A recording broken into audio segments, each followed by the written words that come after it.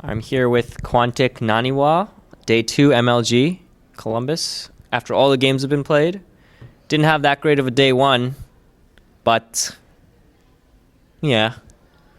So how are you today?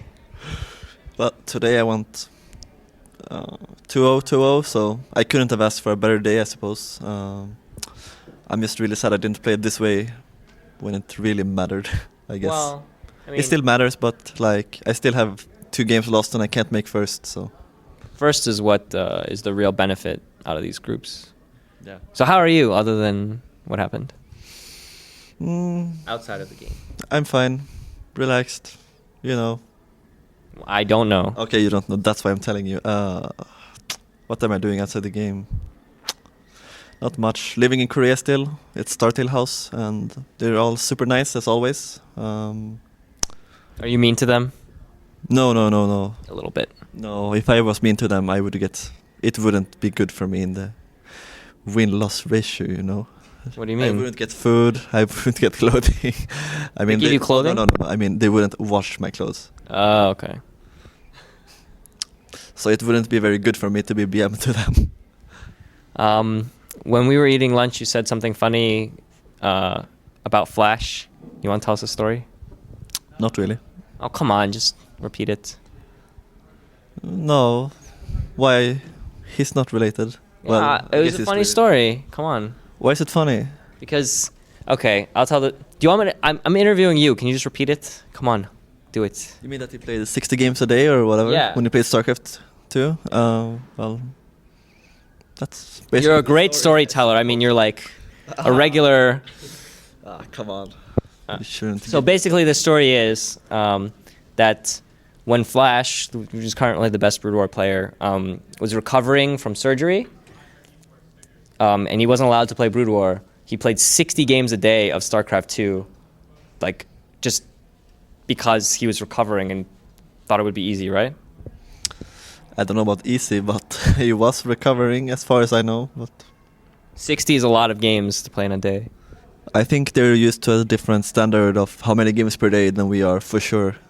I think here, playing 50 games a day is insane, right? But I'm pretty sure they play like, almost as much as they can. Do you think that's the scariest part about Brood War pro gamers?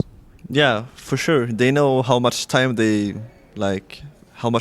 can put in, and how much time that will actually benefit them. I think everyone else plays like half of their capacity, I would say, but they really play a lot. So how do you think you're going to do against them when they eventually switch over? Hopefully it will give me a push, just like when the Korean players entered the scene. It gave me more of a motivation, like something to reach for.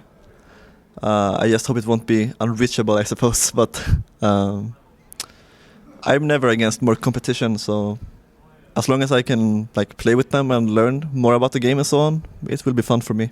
Survival of the fittest, right? Well, of course, that's what the world is all about, right? Yeah, I guess. You're all about win, loss, and that's it, right? Basically, I don't see any point in just doing it for the media part. Yeah, but if you do for the media part, you get invitations to more tournaments, you get better sponsorships, and that allows you to win easier, right? Better sponsorships does not really make you win easier. It does. You get to go to more events. You get to, have better equipment. You get to have better conditions. So a lot of things that could help you win. Yeah, okay, help you win, but it doesn't make you a better player. Just like that. I don't think so.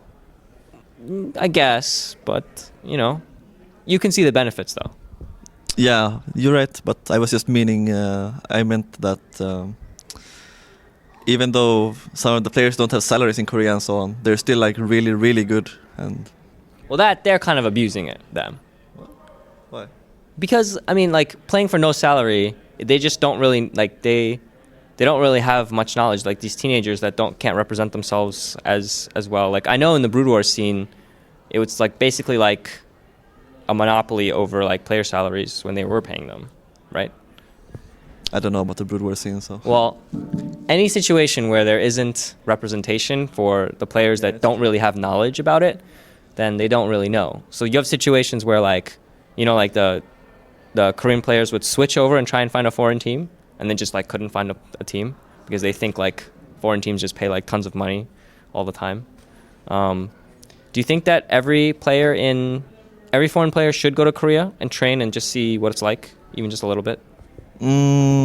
I think if you're like Stefano and so on and can already do like really, really well, there's no point. But if you're still in the process of like improving a lot, where there's still a gap between you and like the best players, you really need to go to Korea and like understand why. I think so, at least. So what do you do in your spare time over there? Clubbing, right? I guess, and karaoke and so on. It's kind of fun to sing. I'm not very good, but I try. Do you do they treat you differently because you're not Korean? Differently how? I don't know. Special treatment.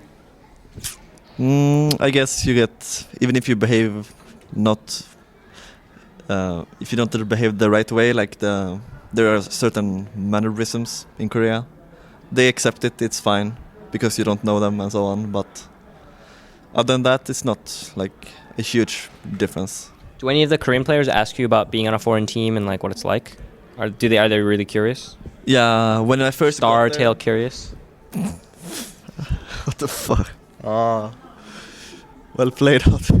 Caught me off guard there. When I first got there, they were really, really curious. Even Curious asked me. Okay. Yeah. Everyone asked me what it's like, and they seriously all thought that I was like getting an insane amount of money, and every player on every foreign team was getting it. So their perspective of it is not very accurate, but they're very curious about it. And so you told them, and they were like, "Oh, so it actually is not that great." I didn't especially say what I got, but I did tell them about some players and so on, and they thought, oh, they expect a lot more. So, so what's the I'm just trying to understand that their mentality, since you talk to a lot of players a lot, and a lot of them don't get paid at all. Their plan is to just hope that it gets picked up by a huge sponsor, and then maybe they get salaries. Is that in the future? Is that what the plan is, or are they just having fun for a year, just living in a house playing games? I'm not really sure how it works with that. I haven't gone that in depth with them, but as far as I understand, it's like GSL is everything to them, and if they do well in GSL, then they will get recognized, and then they will somehow get to a foreign tournament. So that's basically what they all play for. Wow. That's a big change from what it was before, where there were basically no tournaments outside Korea, and the Korean tournament was the only one. Do you think that, in the future, let's say there are a lot of Brood War programmers switch and the top 30 are all Koreans, do you think that there'll still be international fans that like the game, even though there are no foreigners doing well?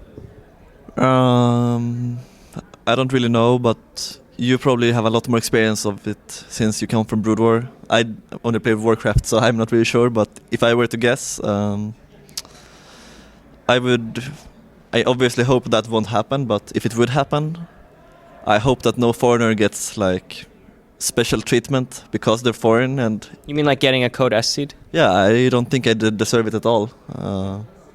But it would be really, really stupid of me to say no to such an opportunity. Yeah, of course, yeah. So it's not really up to me anymore. It's like, do I want a free shot at Code S and really, really try to make something big out of it, or do I want to like go to Code B qualifier where all the Koreans slay each other?